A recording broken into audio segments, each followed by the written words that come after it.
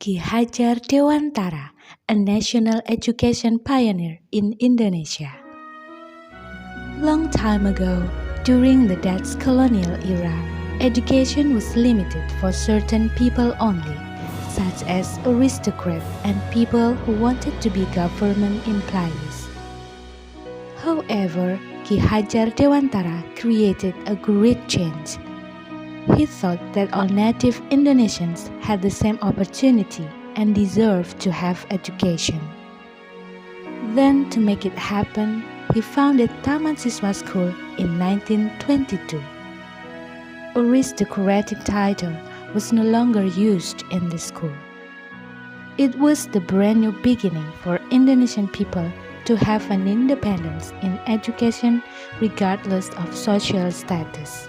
Therefore, we have to be thankful and appreciate Ki Hajar Dewantara for his pioneering role in the development of education in Indonesia.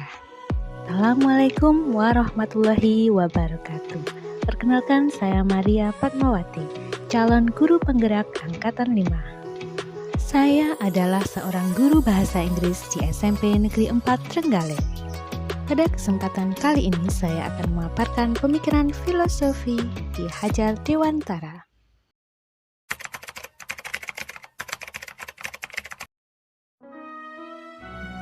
Menurut Ki Hajar Dewantara, tujuan pendidikan adalah menuntun segala kodrat yang ada pada anak agar mereka dapat mencapai keselamatan dan kebahagiaan yang setinggi-tingginya, baik sebagai manusia maupun anggota masyarakat. Ki Hajar Dewantara menuturkan bahwa pendidikan sejatinya adalah memerdekakan.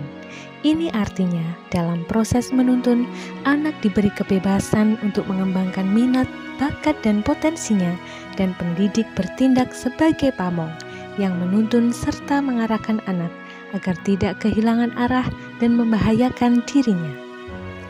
Ini sejalan dengan azas pendidikan Ki Hajar Dewantara, bahwa pendidikan itu bebas dari segala ikatan.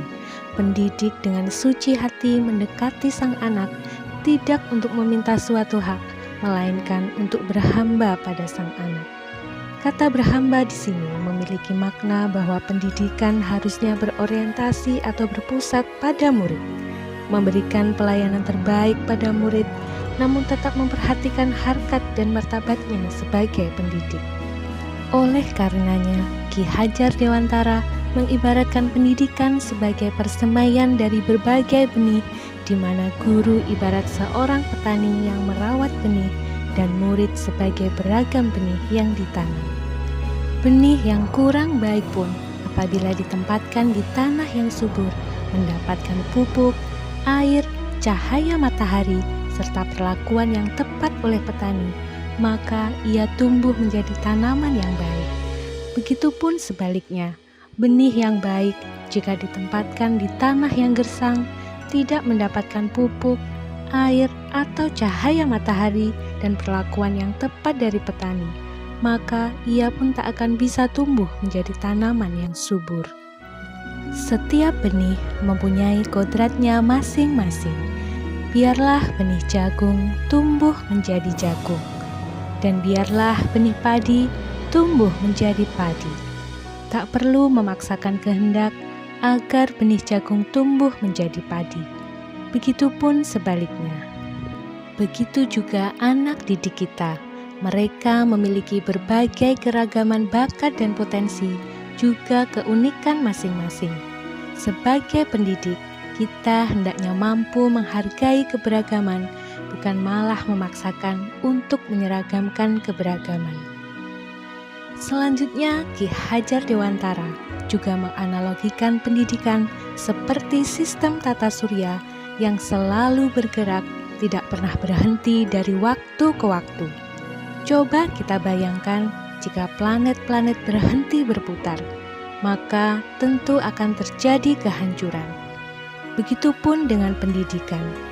Pendidikan tidak boleh statis, harus terus berubah sesuai dengan kodrat alam dan zaman untuk menjawab tuntutan perkembangan zaman dan teknologi. Salah satu contohnya adalah pada saat pandemi COVID-19 melanda. maka terjadilah perubahan luar biasa pada dunia pendidikan. Pembelajaran pun dilaksanakan secara daring. Kala itu, saya tergerak untuk melakukan perubahan. Sebagai pendidik, saya berupaya lebih meningkatkan kompetensi, khususnya dalam menggunakan IT dan media pembelajaran daring, agar saya tetap bisa memberikan pelayanan pendidikan terbaik bagi murid saya, walaupun dalam masa pandemi. Saya pun mulai mengikuti diklat online tentang penggunaan IT, serta mulai menerapkannya dalam pembelajaran saya, misalnya dengan Google Classroom, Google Meet, Google Form, membuat video pembelajaran, dan lain sebagainya. Nah, setelah mempelajari filosofi pendidikan Ki Hajar Dewantara di program Guru Penggerak ini, telah membuka cakrawala ilmu bagi saya, bahwa begitu hebatnya Ki Hajar Dewantara yang pemikirannya ternyata masih sangat relevan dengan transformasi pendidikan saat ini. Selain itu, dari filosofi pendidikan Ki Hajar Dewantara, banyak hal positif yang bisa kita pelajari dan bisa kita terapkan pada pembelajaran murid kita di sekolah. Di antaranya adalah tentang penanaman budi pekerti dan penguatan karakter, demi terwujudnya profil pelajar Pancasila. Seperti yang sudah kami terapkan di sekolah, misalnya penanaman nilai gotong royong melalui kegiatan kerja bakti, beriman dan bertakwa kepada Tuhan Yang Maha Esa melalui kegiatan sholat berjamaah, berakhlak mulia melalui pembiasaan sopan santun, dan lain sebagainya. Akhirnya, mari kita ingat kembali semboyan Ki Hajar Dewantara yang begitu bermakna, yakni Ingarso Sung Tulodo, artinya di depan bisa menjadi teladan. Ing madya mangun karso, di tengah atau di antara murid, pendidik mampu memberi semangat untuk menciptakan prakarsa. Dan tutwuri handayani, yang artinya di belakang bisa memberi dorongan untuk terus maju.